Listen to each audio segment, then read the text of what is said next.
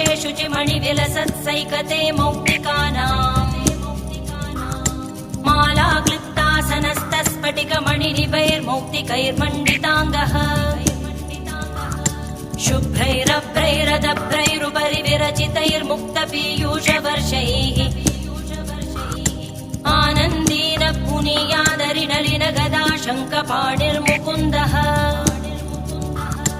भूपादौ यस्य नाभिर्वियतसुरनिलश्चन्द्रसूर्यौ च नेत्रे कर्णावाशा शिरोध्यौर्मुखमपि दहनो यस्य वास्तेयमब्धिः अन्तस्थं यस्य विश्वं सुरनरखगो भोगि गन्धर्वदैत्यैः चित्रं रम्यते तं त्रिभुवनवपुषं विष्णुमीशं नमामि।